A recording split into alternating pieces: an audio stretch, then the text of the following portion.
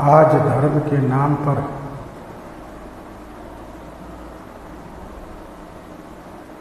चार अंगुल 5 अंगुल कलावा बांध लो, कभी मत्थे पर तिलक लगा लो, एक हाथ रुद्राक्ष की माला गले में डाल लो, अच्छे अच्छे मंदिर में, बड़े मंदिर में जाकर भगवान का दर्शन कम करो, सेल्फी ज़्यादा लो और उसे फेसबुक पर अपडेट करो जिससे लोग जाने आप मंदिर गए थे।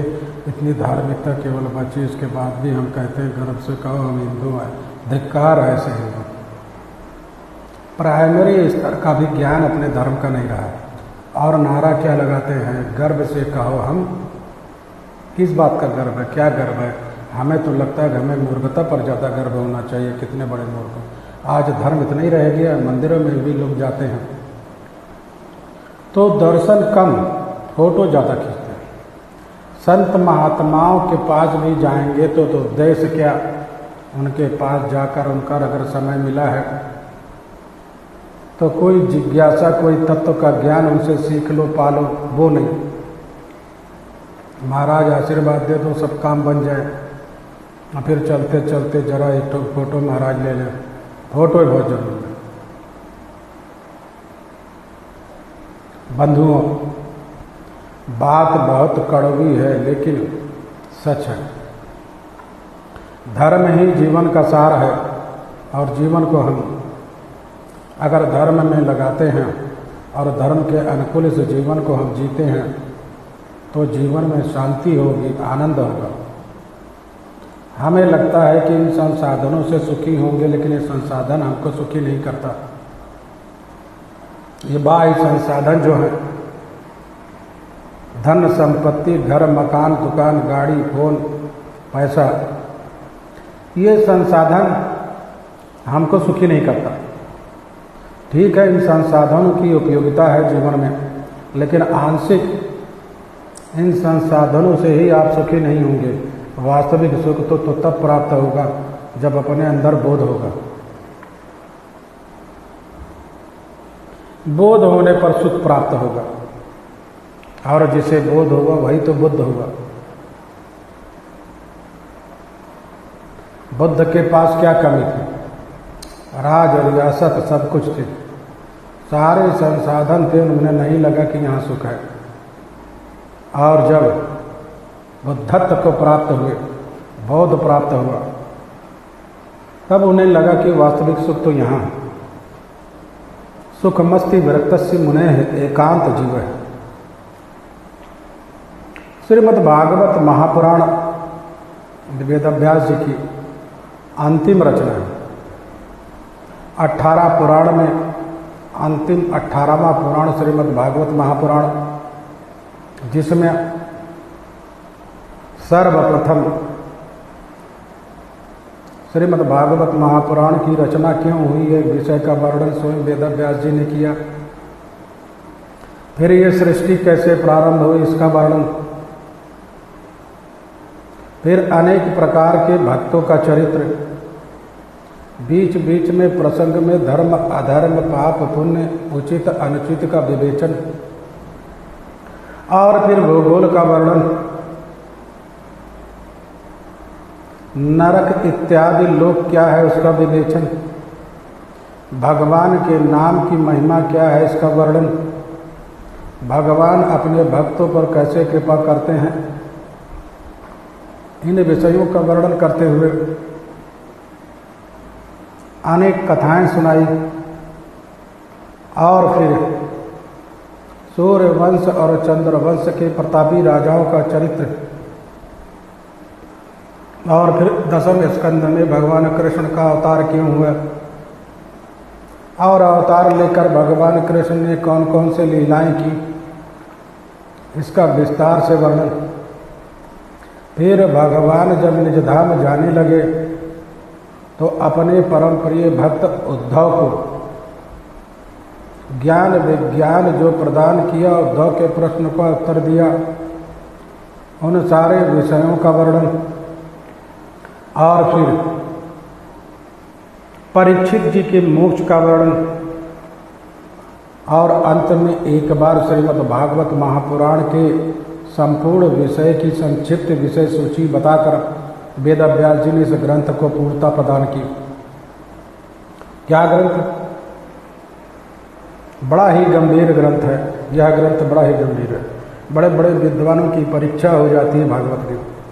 विद्यावताम भागवते परीक्षा, बड़े बड़े विद्वानों की परीक्षा भागवत में हो जाती है। भागवत क्या है? 7 दिनों तक हम सभी लोग श्रीमद् भागवत महापुराण की पावन चर्चा श्रवण करेंगे। और हमारे उत्तर भारत में और विशेषकर इस पूरे भारत में, संपूर्ण भारत में यह एक परंपरा चली आई है वर्षों से, शताब्दियों से कहिए। गया श्राद्ध करने के बाद आकर के धर्मनिष्ठ लोग श्रीमद् भागवत महापुराण की कथा का आयोजन करते हैं। इसके पीछे कारण क्या है? कारण भी जानना चाहिए। सामान्य व्यक्ति तो यही समझता है कि जैसे जीवन में सब काम हम कर लेते हैं, विवाह किया, बेटा बेटी पैदा हुए, उनको पढ़ाया लिखाया, यथायोग्य उनका भी विवाह आदि संबंध कर दिया, कमाने में जो पूंजी बची कुछ बटोरा, उससे घर मकान बना लिया, धीरे धीरे वृद्धावस्था आ गई, फिर अब क्या करें, अब चलो तीर्थ घूमावें, गए यथाशक्ति पीठ घूमाए तीर्थ, गया भी कर लें, क्यों परंपरा है, गया जाते हैं, गया करके आए, भाई अब गया करके आए हैं तो ब्रह्म भोज कर लें, भागवत सुन लें, क्योंकि यही लौकिक परंपरा चली आई है। और फिर उसको भी निपटा लिया, जैसे सब काम करते हैं कि काम जीवन के निपटते गए, यह भी निपट गया। लेकिन ये भागवत की कथा,